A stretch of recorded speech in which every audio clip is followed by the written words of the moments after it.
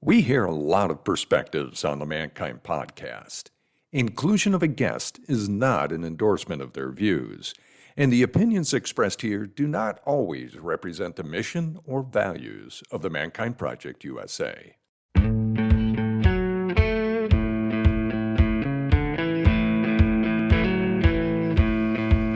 Looks like the rain has gone. Hey everybody, welcome back. It's Boysen Hodgson with another episode of the Mankind Podcast, the show where we are setting out to prove that there is indeed more than one way to be a man. And I think we're doing a damn fine job. So today I have the pleasure of sitting with a couple of men who I've known for some amount of time, both of whom I have interviewed or spoken to or been with on this kind of format. This is a new thing, though, because Leonard Szymczak and Rick Broniec have published a book together called Power Tools for Men, A Blueprint for Healthy Masculinity, and we're going to be talking about their book today.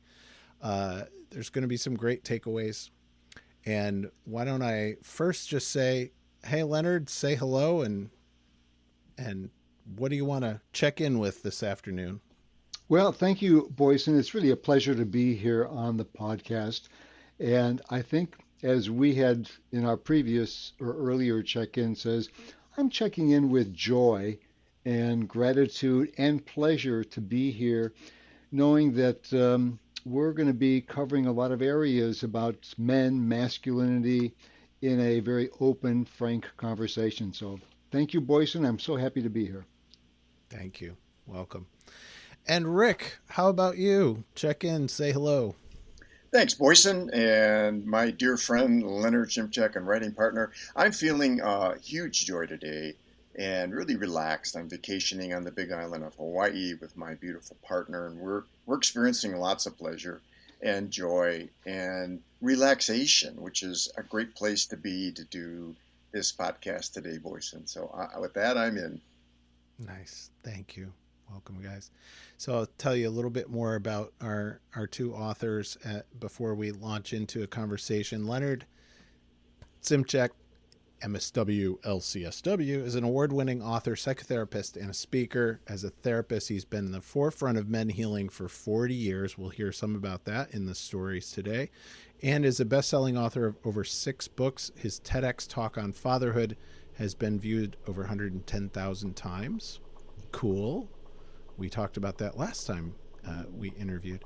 And Rick Broniec, M.Ed., is an author, speaker, coach, workshop facilitator. He's been a full leader and a leader trainer for the Mankind Project since 1990 and has facilitated hundreds of men's personal growth workshops in 11 countries on 5 continents. He's a best-selling author of 2 books. So first of all, giants in men's work with hundreds of years between them, just the 2 of them. And they're still both young men too. So, which is, crazy. How do we do that? So Power Tools for Men, tell me a little bit about an origin story of this. And let's start with you, Rick. Why this? Why now?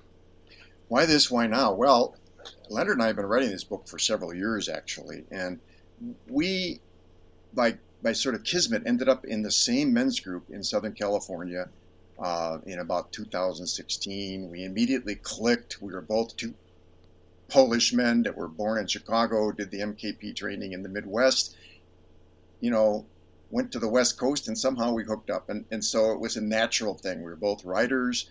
We've both been working with men for a long time. And Leonard had sort of just begun a book that was the genesis of this. He said, let's write this together. And I said, absolutely. And it was the right decision. Having a writing partner has been such a joy. What I've learned from this man, from the writing process. And also, as time has progressed, we've redirected the book a couple of times to take in what's going on in the world with men. There's been a lot of changes in the last 6 years. That's my story. Yeah.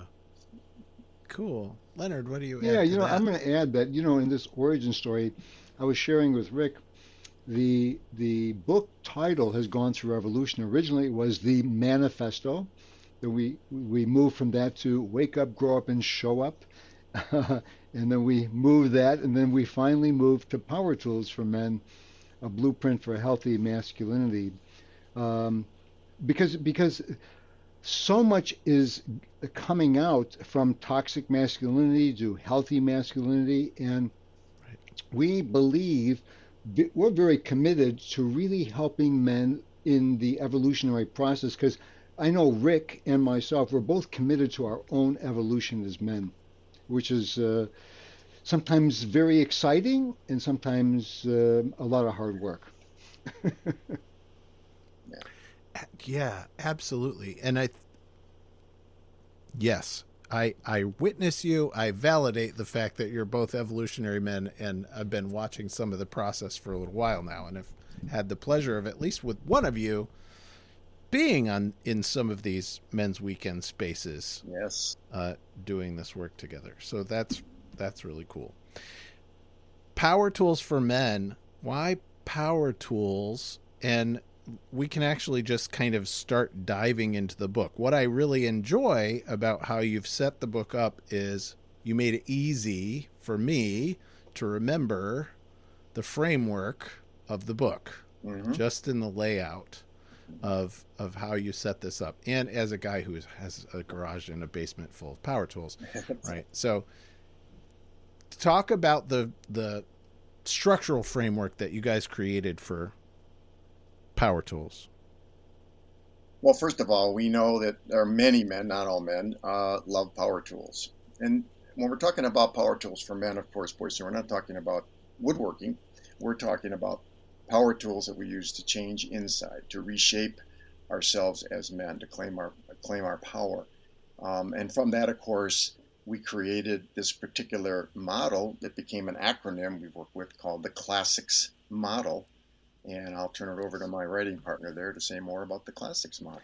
Yeah, so the the Classics Model is it's the acronym. C stands for connection, L for love, A for authenticity, S for spirituality, S for sexuality, I for intention, C for community, and S for sovereignty. And just Rick and I, when we were getting together, we says, well, we've got to have some kind of an acronym, and we had the classical men of Roman times and Renaissance men, and we think, well, what is a classical man? What can we bring to say what is the new man in today's climate? And that's how we started really working on exploring these really important characteristics that each man needs to grow and expand in their own life. So these 8 tools we elucidate in the book thoroughly, as you know, Boyson. And under those, there's other tools that we introduce as well. Subs. Why? So, yeah, we talked in setting up this conversation a little bit about what we are seeing in the world and what you guys are seeing and perceiving in the world. The Classics Model with the acronym gives kind of, here's some keys that you maybe want to start thinking about to unlock and open and move and create new in your life. What are some of the things that you guys are seeing out in the world that are making you want to respond in this way? If I can leap in, I see working as a psychotherapist, Boyson, just clients today, men are in crisis. We're taught to be strong and tough and also sensitive. We're taught to be protective and also caregiving, competitive, cooperative. And men are in crisis, especially with the whole concept of toxic masculinity and men feeling, well, what am I supposed to be like these days? And Rick and I really firmly believe we are in crisis. And when I work with men, it's kind of very sad to hear men don't really know what we're supposed to do. And so they do need a guideline, a framework.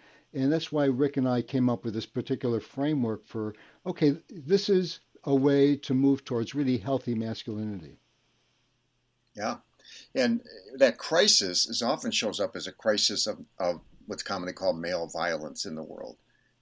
For example, last year there was over 720 mass shootings in the United States. And of those 720, 98% were perpetrated by males, by men. And that says a lot about the world. I mean, there's lots of other statistics too that we go through in the book, Boyson, and as a fellow men's work, you're aware of a lot of those. The level of alcoholism, 91% of the prisoners that are incarcerated in the U.S. are male. It goes on and on and on. And one of the things that Leonard and I want to speak to very clearly is that we do not believe masculinity is inherently toxic in any way, shape, or form. We believe, and from our experience, we've seen over and over again that men, given some guidance to get themselves out of that, man box that we all seem to be put into from early on, end up being generative, joyful, connected, mission-driven, powerful, beautiful, spiritual men. And we're surrounded by them, the men in our own I group and the men we work with on trainings. And once they get done with Leonard in therapy, they're magnificent men. And it's such a joy to be part of that growth for men, and also to have this framework that helps keep men on track as they move forward. Yeah, frameworks. Yes. Yeah, for sure. So I'm just going to underline again. Leonard said it, you said it again, this idea of toxic masculinity as something that gets imposed, right? And it feels like a lot of men out there just in the culture, what it feels like is, oh shit, everybody's telling me I'm bad. Right. And what I'm hearing from both of you is, no, that's not it. No. That's not it. No, and as Rick said, masculinity really is magnificent. I mean, I believe men are terrific. We are phenomenal creations. And part of it is to really celebrate who we are as men and also recognize that we do have work to do. Because though we are really good at fixing, being strong, independent, self-sufficient, working together like in sports, but the area that we need to grow is our emotional intelligence, our relational skills, our ability to connect. Those are the things that we're wanting to grow so that we can really be whole men. So that's what we're working towards, having whole men in all of our magnificence. I guess as we talked, to be the king of our life. So what would we say to folks who are out there who's like, but that's not what masculinity is. That's not what real men are. The things that you guys are laying out, connection, love, authenticity, spirituality, sexual, like, really? Come on now. Well, Boyson, that's a great question. I mean, we know that there's a lot of polarization that's happening in the world, and men seem to be the focus of a lot of that. Men are being told by one side of that pole that the old model of masculinity, the isolated, I'm strong, I can overcome everything, I don't need anybody, I don't need to ever acknowledge a mistake, I don't need help. I get to dominate over women, children, the workplace, whatever. That old model is the correct model. And we've seen that model leading to a whole lot of pain and destruction, both at the personal level with alcoholism, addictions, deep depressions. It doesn't lead to healthy, fully expressed human beings. In our experience, both in the training world that I live in and the therapy world that Leonard lives in. And that's why we want to offer this alternative. We're speaking to men in MKP, but we're also speaking to lots of men who haven't done any men's work and asked that same question you just asked. We believe there's an alternative process or way to be male that is still powerful, still generative, still immensely changing of the world, and allows men to be much more healthy, in touch with themselves, in touch with their hearts, in touch with their souls, know what their purpose in life is. those kinds of things. I see Leonard smiling. Well, I'm smiling because we want men to be as passionate as Rick Broniec, you know, so. Yeah, thank you. Mm. Yeah. So let's talk about, for lack of a better word, let's talk about the secret lives of men. Mm. So something I like about the book in reading through is that there's a lot of stories that drive the points in the book. So with almost every section, almost every concept that you're laying out, you bring a story in. And yeah, we're I guess, storytellers, and we want to illustrate a lot of the changes that we invite men to explore from our own lives. But we also share some stories from men we've worked with in trainings or in therapy, because they're moving, and B, they elucidate some of the changes that we're talking about, that we enjoy seeing with men, and men really notice. I mean, they say my life is better because of this. I think the stories, I'm a storyteller, and Rick's a storyteller. Stories help us get the message across, and Rick and I really wanted to really be vulnerable, open. We had to demonstrate through our own stories and talk about our own pain and some of the evolution in our life, so that men could see. We're not here just say, all right, we've got the recipe and we're holier than thou. We're struggling too. We're still doing our work and through our stories. So I talk about when my father left the family and the impact upon me, and I did not have a model about how to be a man in the world since my father wasn't there. And that's been my kind of quest. This is, well, how are we supposed to be as men?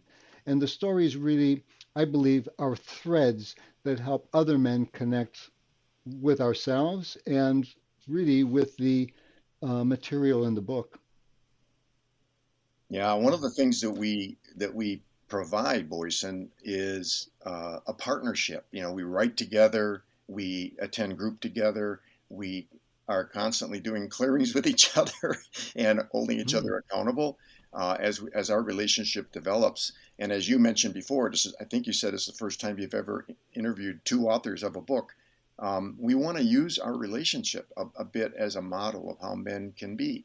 We're not perfect. We don't have all the answers.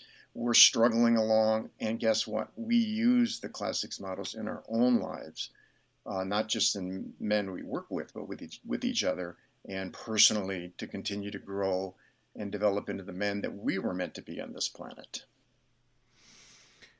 Thank you. Thank you for using a word that some of our audience knows, some of our audience definitely doesn't know. So you just said something about clearing. So now we're going to go in even more on this kind of idea of partnership and developing relationship and connection, right? The first C in classics, right?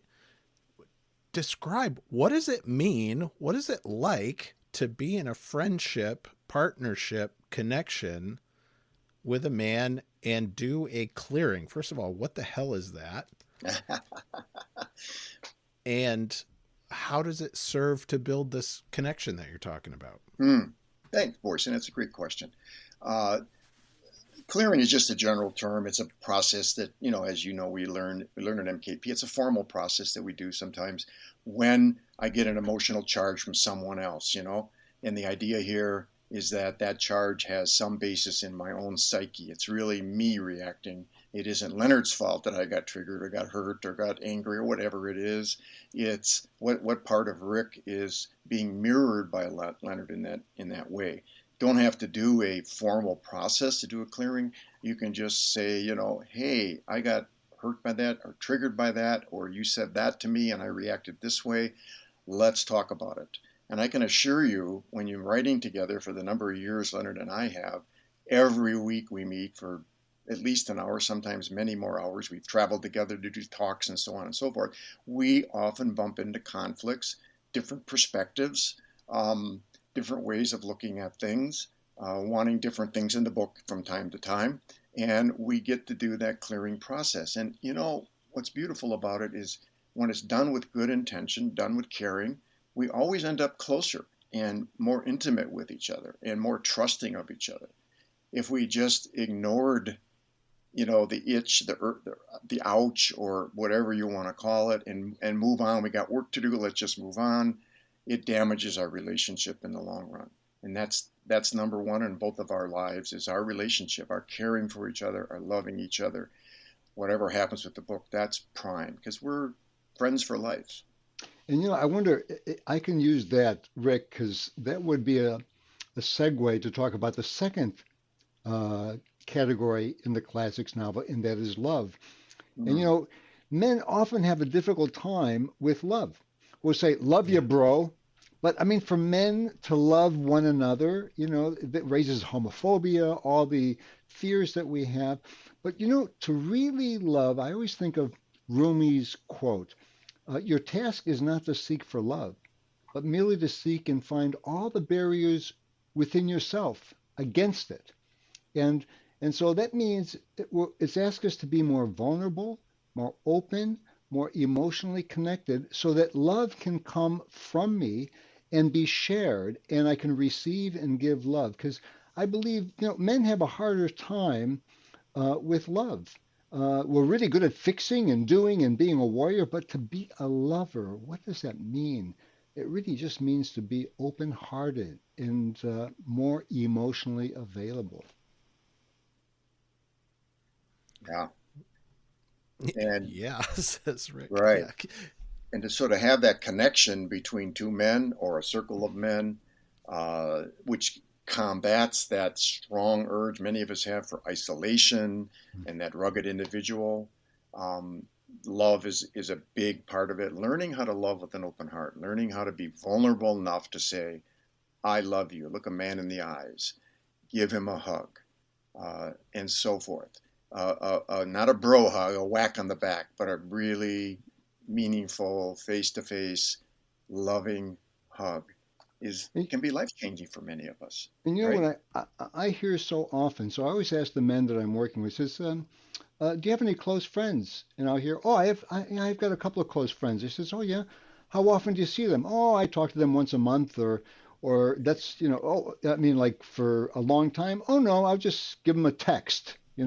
And that's the connection for a close friend. I said that's how often you get together. And so for men, God, the loneliness I see in my practice of other men it's astounding. And so for men to really feel connected and bonded is something that is so important for our own mental health.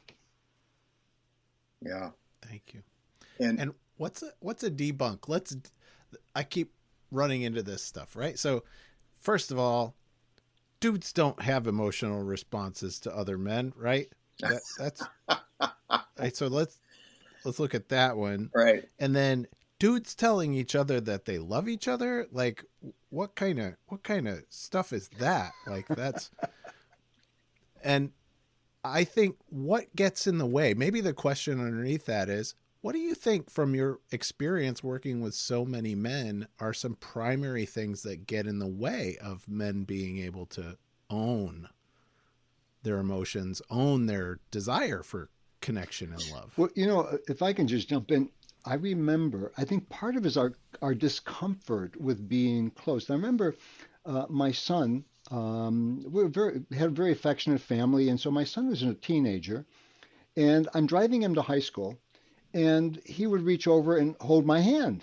And when he was younger, he says, "Oh, this is so sweet. He's holding my hand." But when he got into high school, and I'm driving to the school, he says, "Ooh, geez, this may not be very comfortable about other teenagers seeing my son and I holding hands." And I'm his father. And here I felt some discomfort about that intimacy with my son. And I think that's kind of ingrained about what we've been taught as men, that really physical affection or whatever is a sign of either homophobia or something's wrong. I think that's a huge, huge barrier for us men. And I like to piggyback on that. I think it's more than discomfort. I think there's a terror that many men are taught early on to denigrate anything that's feminine, both outside of themselves, but more importantly, inside of themselves. So if I start denigrate anything that is labeled as feminine, which is emotionality, connection, cooperation rather than competition. I begin to become terribly afraid of showing affection to someone else, especially another man, as Leonard said. It's a genesis of sexism, in my opinion, and also the genesis of a lot of homophobia and transgender fear as well. And that all comes out of that same, message we get as men: be a man, be tough. Don't be a pussy. Notice the use of that word. Don't be feminine. Don't be anything that looks even close to that. And so we shut that whole side of ourselves down, and it's deeply damaging, I believe, to men. And it's not going to be overcome by one hug or one weekend experience. It takes a long practice of sitting with that discomfort, sitting with that terror, beginning to look at what's inside of me that I've shut myself off from. And that brings tears to my eyes as I talk about it. It's like I've cut myself off of so much good, juicy, amazing humanity in my life because of those messages I received. And it's taken me a long time to reclaim those parts of myself, and I'm still doing it. And then when I find those parts of myself, suddenly I'm able to love Leonard and you, Boyson, and other men and women in my life so much more authentically and deeply. Yeah, that's really good. And I'm going to just lift right off of that. What do women have to gain from men in their lives doing this kind of work? Oh my goodness! I mean, many of the men that I see have come to therapy because their partners, wives, have said, "You got to do some work because it's very difficult to connect with you emotionally." Women are wanting partners who are more emotionally available and more loving, who can really be open-hearted and share their love with them. Women crave this, and I think that's and create this huge impetus for men to seek help, to come to MKP, to come to weekends, to come to therapy, so that men can begin to almost retrain the body, retrain ourselves to be more emotionally connected and more emotionally available with ourselves, so that we can bring that into our relationships and be more relational. Very important for us to, as Rick says, to be more fully human. The proof of this, Boyson, is anytime that Leonard and I give talks about this topic or about our book, it's almost always the women running forward and saying, I need this book for my boyfriend. I need it for my husband. I need it for my sons. It's incredible. Yeah. You would think that we'd market this only to men. No, because women, as Leonard said, crave men who are more available, more vulnerable, and know how to love more fully. And there's some leverage here, because the leverage is if a man has a son or a daughter, to ask him, do you want your son and daughter to be like you? Do you want them to be shut down like you? Do you want them to and I'll tell you, fathers say, no, I want them to be more emotionally available. And so the children are often the leverage for the men that it is the impetus to say, okay, I'm going to change for my children. Yeah. And not to go only on one side of that question, what are some of the risks for women whose men that they love and are connected to start doing this work? Because that's something that I've definitely had to explore in my own marriage. Totally. And me too. I've been divorced twice during the time I was doing this work. The big becomes more emotionally intelligent and really takes a deep look at his life, goes, this relationship isn't working for me. I'm using you as a crutch, or, I'm not being supported by the woman or man in their life, and they leave the relationship. That's a big risk. It's not a small one. And Leonard's got another, beautiful. Go, Leonard. I have another risk is sometimes as we're changing, women may not like some of the changes. Now, I'll tell you, working with a couple, and the woman says, I saw my husband cry twice in our 25-year marriage, and that was two times too many. Yeah. So women also have the conditioning about what they perceive men should be. And I think that the risk is as we change, we can be upsetting the marital or the couple relationship as well. Yep, totally. Agreed. In fact, Changing I was giving a established talk patterns. about a year ago, and a woman raised her hand and she said, I want my man to be tough. I want my man to take charge. I want my man to dominate me. And you know what I said? Good for you. There's lots of men in the world who can fulfill that need for you. How many other women in the audience want that? And not a single other one raised their hand. I'm trying to shame her in any way. I was just making space for that kind of energy to be present as well. And other women are, as we said before, are craving men that are different. I'm gonna throw in another, if I can throw in another.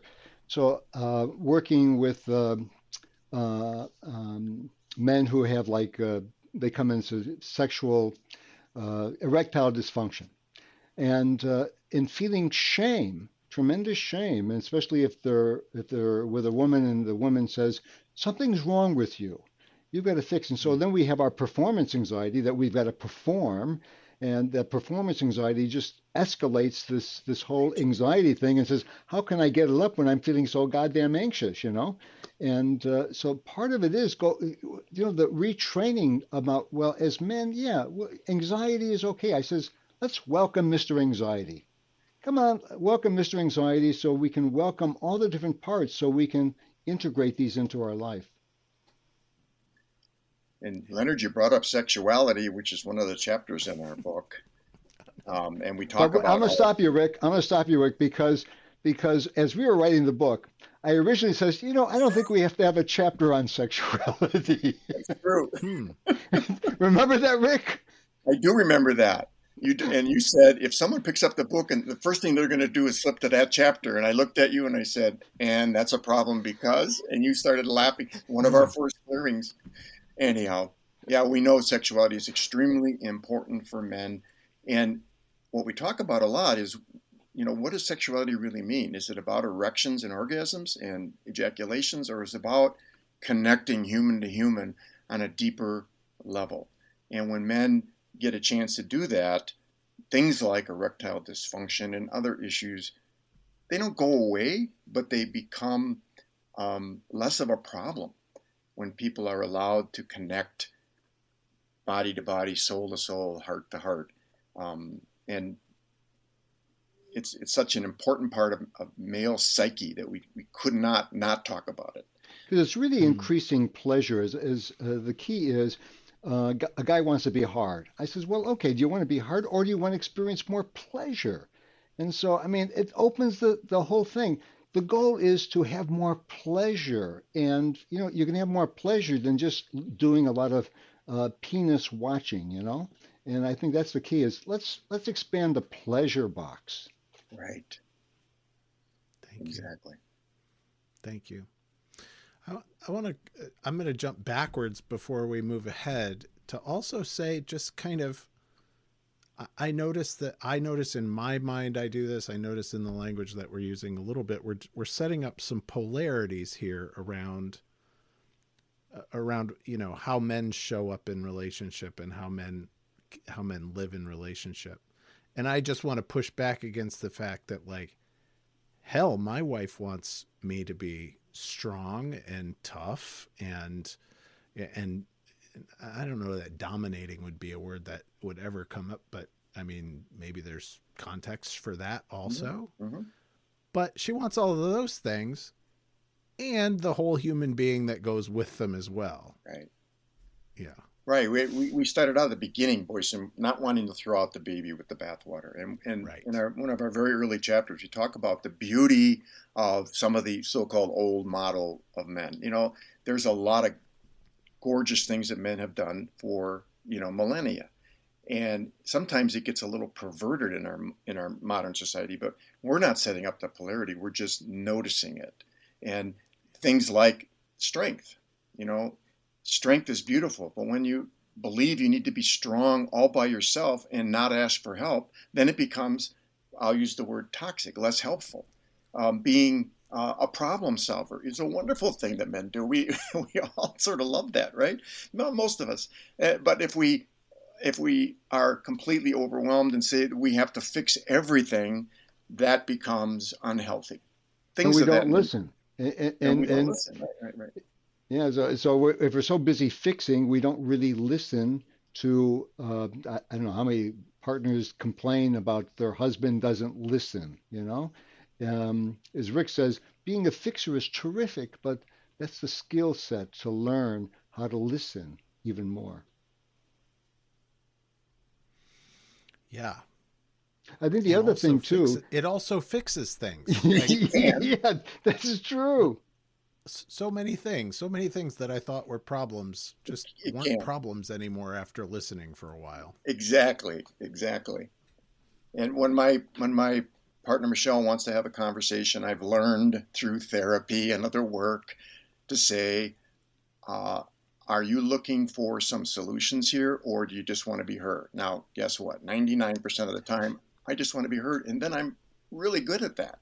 I can listen, I can reflect back to her.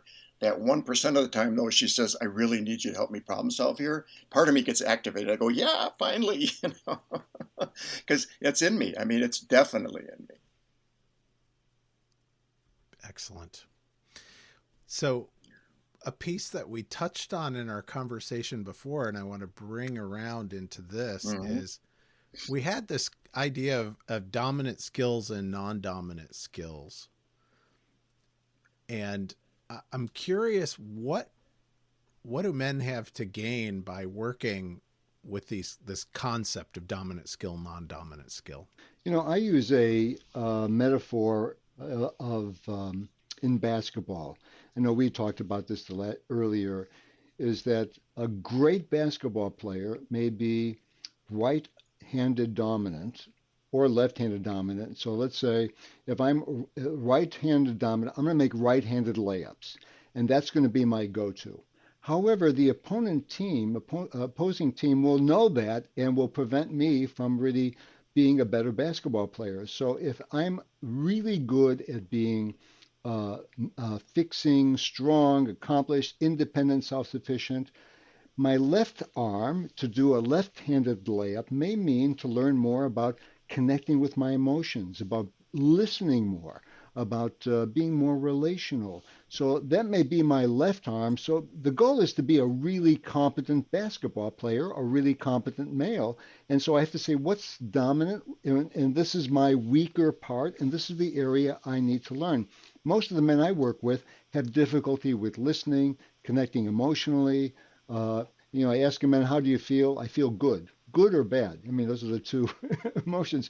So most of us men need more help with our less dominant part, so that we have more skill sets. I'd say if there's a theme for our book, it is this desire that Leonard and I both have, and I know you do too, Boyson, to expand the range of what it means to be masculine, to expand the possible set of possible responses to situations. So it isn't just Johnny one note, always got to be strong, always got to be tough, always, that kind of thing. Expand the range. So men have a choice. So I can be strong when I need to be strong and when it's the situation warrants, and I can be vulnerable when that's warranted. All of our tools are trying to expand that range of masculinity. And this translates to our children. So just think of young boys. So I know that boys really have more access to emotionality until about age 6. Then they go into school, into socialization, they start shutting down. And I think it's important that we become models to show our children, young boys, young girls, this is what men are. And so we're giving a whole nother model. And I see the new generation of men coming out more accessible to their emotional states. Don't you, Boyson? Definitely. I notice it in men that come to our trainings. They're much more ready to do the work, much more aware of where they need to change than I was 33 years ago when I did the Mankind Project training. It's very encouraging. Mm. Do you mind if I throw a spin on what you just said, Please. Rick? Yeah. You said more aware of where they need to change. Yeah, okay, I got that. And more aware of the longing that's pulling them toward more in their lives. Totally. You're absolutely right. I see that in young men that I'm sitting with. Like, they recognize that this structure, this box that's been set up, I think that there are teenagers these days who know that that's a setup long before we did. Right.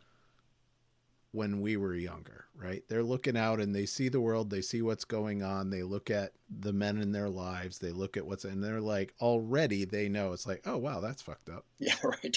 I know that's not what I want. Exactly.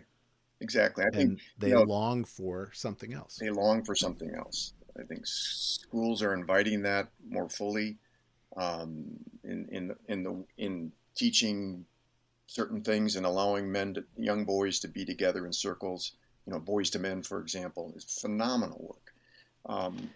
And the internet, of course, access to the internet, access to 24/7 news cycles. I mean, how many more stories you need to hear about men making a mess of the world and hurting people before we suddenly go, wait a minute, this isn't the way I want to be in the world. You're absolutely right, Boyson. The impact of on young boys is incredible as we make our changes. I'm thinking when I was a boy growing up, I was somewhat fearful of men. It's like I kept men I kept them at a distance. And then watching my son, because I was a stay-at-home dad for a year and really actively involved in fathering. And then my son, when he was in high school, his chemistry teacher was a mentor for him. And I saw my son from high school to college to graduate school really embracing mentorship. So he's I don't know how he was just open to being mentored. And I think that's the impact that we have as we make our changes. We give a model to say, okay, the young men, the young women, they can be mentored by really other wonderful men. And I think that's something that's we have to contribute. It's probably not an accident, Leonard, that your son became a professor of chemistry at the university level, right? And there's another debunk right there, right? Like, if I develop the soft skills, if I develop those connections, if I develop that kind of relating, then I'm going to lose something else. Nah, screw that. You're going to be a chemistry professor. It's like hard science and soft skills can combine beautifully. But the funny thing is that I've always said to my son, so my son hasn't done MKP, and I've been encouraging, hey, why don't you do one of these weekends? We can do it together. And he says, Dad, living with you every day was a day of therapy. And and he says, I don't need to learn this stuff, Which brings me to the final C, because I want to bring us to community as something that I think more and more men are becoming aware of these days. And what value do you guys? Why did you include community as one of your? Well, I'm going to take that one, Boyce, and we believe community is absolutely necessary for our ongoing evolution. We need to feel connected to a brotherhood that helps us sustain our personal growth through the development and expansion of these 8 classics tools, or dimensions as we call them. And here's the thing: when we sit in diverse circles with other men, we can share stories, acknowledge our sorrows and our victories, challenge old beliefs, and recognize and bless one another. Maybe the most important thing that happens in circles. And only other men can mirror to us the pain and the challenge of being male in this society. And paradoxically, when men feel connected to other men in authentic ways, really authentically connected, we can more easily embrace the women and children in our lives, community offers a container to connect in love and authenticity, to renew the mind, strengthen courage, and find heart. How's that? That sounded pretty darn good. Leonard, is there anything to add to that? I just want to say how important it is as men to be part of councils of men, to be connected to other men. I have to watch my tendency to be isolated and independent, the Lone Ranger syndrome that I was brought up with. And I think it's when I think of my relationship with Rick and Men in Circle, other friends of mine, other groups I belong to, boy, that's so healing, and it breaks me out of my box because I tend to get into my box again. So that's the thing is, I'm in my box. Is the only one who's going to help me get out of the box and give me feedback is other men, other circles. I think it's so important that I've been nonstop in a men's circle, an integration group for 33 years. And it's the place I go first to get really honest feedback, to be vulnerable, to talk about my successes and my failures. And those are the men, of course, who know me the best, love me the most, and hold my feet to the fire over and over again. Yeah. A huge gift. Thank you. There's something in that piece that, intentionality is one of your other is the I in classics, right? Mm-hmm. So what I hear in both the descriptions of men's groups and being involved in men's councils or men's communities is that this isn't this ain't a sports club, this ain't a drinking club, this ain't a place where we get together and speak ill of others, attack others, vilify others, try to dominate others, right? And no matter who, the intention is around our own personal growth that brings us closer to others in the world, that expands us rather than locks us in. Absolutely. Well said. That's you well should said. write a chapter in our book, Morrison.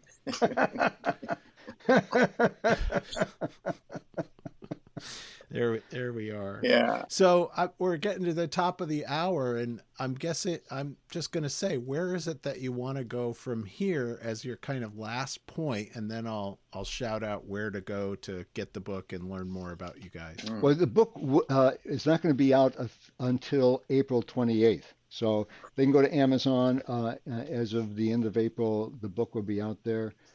I guess I think if there's one thing I want to convey, it's that we men are on this heroic journey.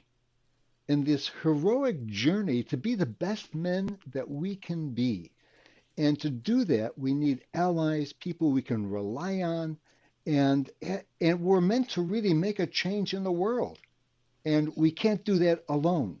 We have to do that with other brothers. And if I can, and I was thinking this horrible, sorry, Rick, this horrible thing in Ukraine and Russia. I mean, the Ukrainians are my brothers. The Russians are my brothers. I mean, it tears me up when I hear some of the horrible things that are going on in the world, because we're all brothers, and that's what we're meant to really have in our life. Thank you, Leonard. And I'd say this. To the men in your audience, you are magnificent. You have the capacity to grow, to learn, to expand your range, and to become that man that deep inside you know you were meant to be on the planet. And if we can offer some help with this classics model, we'd be very joyful that that happened. Thank you. So as Leonard said, the book comes out at the end of April. Did you say the 28th? Is that what you said? Yes. And powertoolsformen.org. Rick Broniec, Leonard Szymczak, sorry. Thank you very much for hanging out with me. Thank you, boys, and it's been a real pleasure. Great joy, my friend. Take care.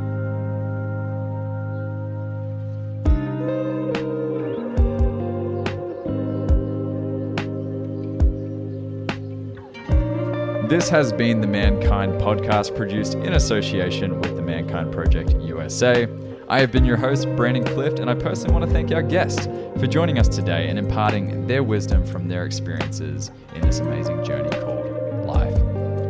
Now, the fee for this episode is simple. If you found gold and insights that you believe could benefit your loved ones and those you care about, be sure to share it with them.